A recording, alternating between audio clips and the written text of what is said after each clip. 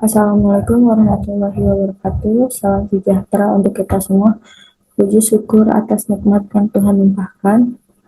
Di sini saya Dina Pianti akan mempresentasikan mengenai pajak daerah Kabupaten Bogor untuk melengkapi tugas perpajakan 2. Mari langsung kita menuju pembahasannya. Dalam presentasi ini, saya akan menjelaskan mengenai 1. Pajak bumi dan bangunan. Yang kedua, pajak BPHTB atau disebut Bea Perolehan Hak Atas Tanah dan Bangunan. Kemudian yang ketiga, membahas juga SPT-PD atau disebut Surat Pemberitahuan Pajak Daerah. Yang keempat, perkembangan pajak tiap tahunnya.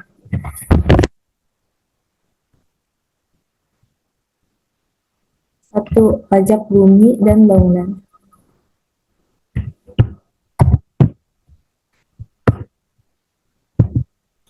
Apa itu pajak bumi dan bangunan? Merupakan sebuah biaya yang harus disetorkan atas keberadaan tanah dan bangunan yang memberikan keuntungan dan kedudukan sosial ekonomi bagi seseorang ataupun badan.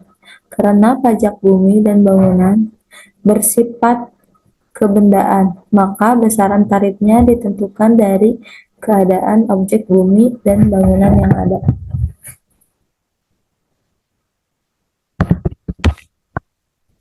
Jadi maksud dari pajak PBB adalah pungutan yang harus dibayar atas tanah dan bangunan kepada pemerintah daerah. Contohnya, saya mempunyai rumah. Rumah kan terdiri dari tanah dan bangunan. Nah, tanah bangunan tersebut dikenai pajak dan biasanya pajak tersebut dibayarkan ke pemerintah daerah.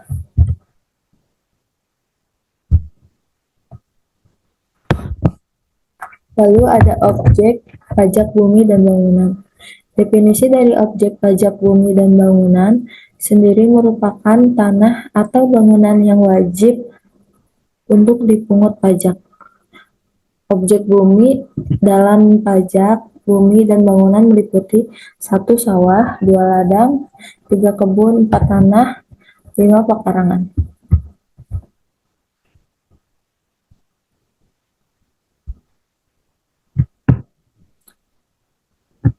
Subjek pajak bumi dan bangunan.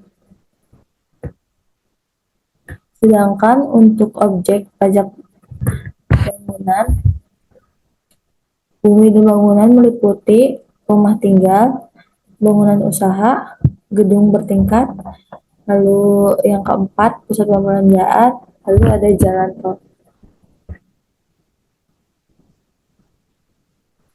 Jenis pelayanan PBB Bapeda Kabupaten Bogor. 1. Daftar baru, lalu mutasi habis, yang ketiga mutasi sebagian atau penggabungan. Lalu yang keempat mutasi sebagian kolektif kurang lebih 50 OP. Yang kelima salinan 1 hari kerja. Yang keenam pembentulan nama dan alamat objek atau subjek. Yang ketujuh update pasum atau jenis bumi pasum. Yang kedelapan pembentulan LD, LB, NJOP.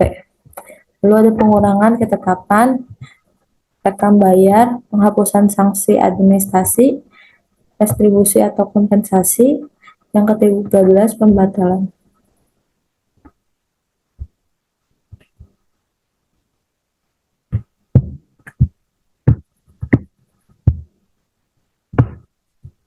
Kantor Pelayanan Pajak menerbitkan SPPT adalah surat pemberitahuan pajak terutang yang diterbitkan oleh Kantor Pelayanan Pajak terkait pajak terutang dalam 1 tahun pajak.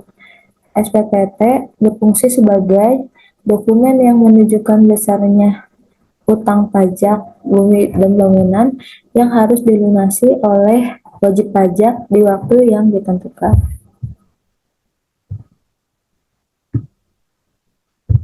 Di sini terdapat gambar tentang slip surat pemberitahuan pajak terutang.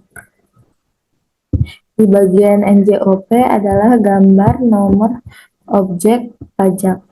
Nanti nomor ini digunakan untuk pembayaran pajak PBB di bank. Kemudian ada keterangan letak objek pajak. Nama wajib pajak dan objek pajak terdiri dari apa saja.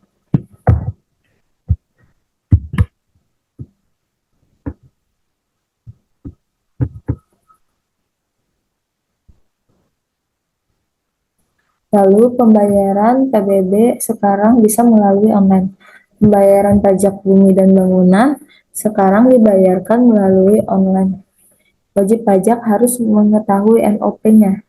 Lalu Bapeda Bogor bekerja sama dengan beberapa bank dan aplikasi pembayaran lainnya. Jadi sekarang bisa lebih mudah dengan adanya teknologi.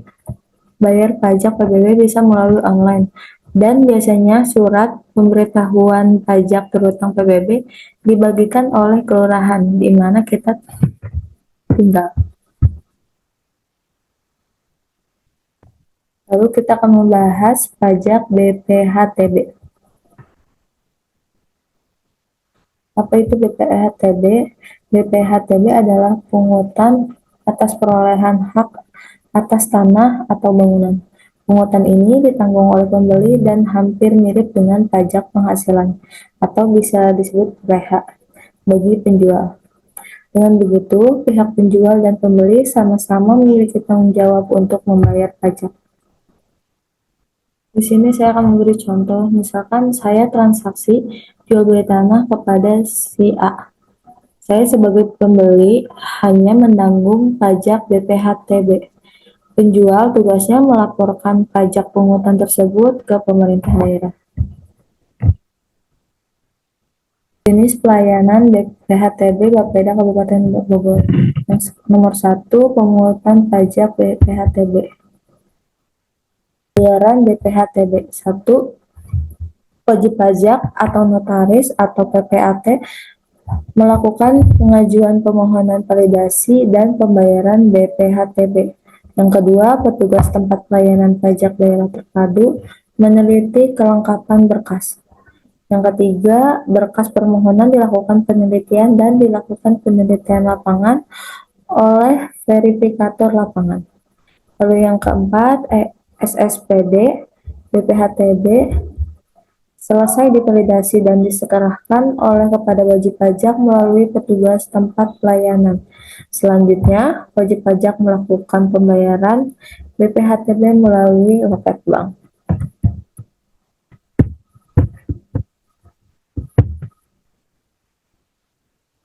Lalu yang ketiga kita akan membahas SPTPD.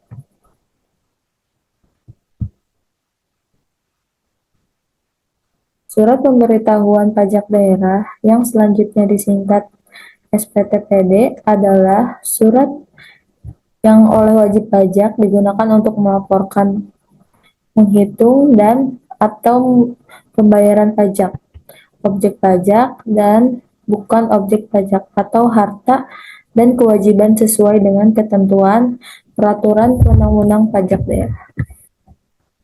Yang dimaksud dari SPTPD adalah pungutan pajak untuk hotel, hiburan, restoran.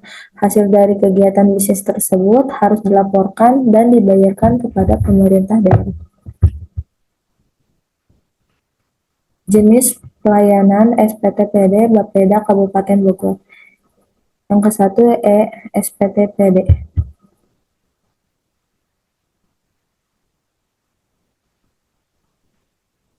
Yang nomor 1, wajib pajak melakukan input SPTPD secara online melalui aplikasi eSPTPD berbasis web.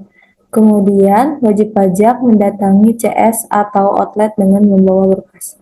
Lalu yang kedua, wajib pajak melakukan pembayaran ke bank. Yang ketiga, bendahara melakukan verifikasi dan validasi.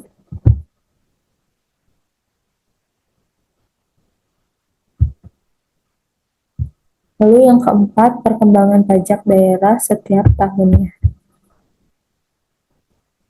Di sini terdapat statistik pajak daerah. Di tahun 2016, penerimaan pajak di angka 2,2 T naik di tahun 2017, tetapi pada tahun 2018 dan 2019 mengalami penurunan. Mungkin salah satu alasannya karena tahun 2018 dunia mengalami krisis moneter yang berpengaruh terhadap Indonesia juga.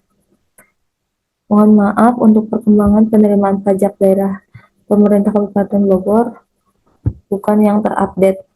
Yang saya dapatkan informasi ini hanya pajak penerimaan dari tahun 2016 sampai 2019.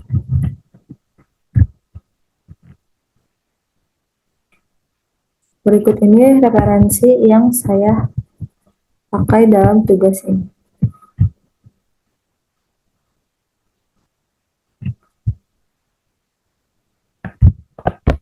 Sebelum saya mengakhiri presentasi ini, saya ingin mengingatkan bahwa mari kita membayar pajak, apalagi khusus pajak yang dikelola pemerintah daerah.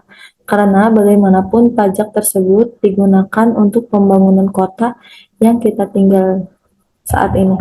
Baik, sekian presentasi dari saya. Mohon maaf bila ada kesalahan sebesar-besarnya. Semoga apa yang saya sampaikan bisa berguna untuk diri saya dan banyak orang khususnya. Assalamualaikum warahmatullahi wabarakatuh.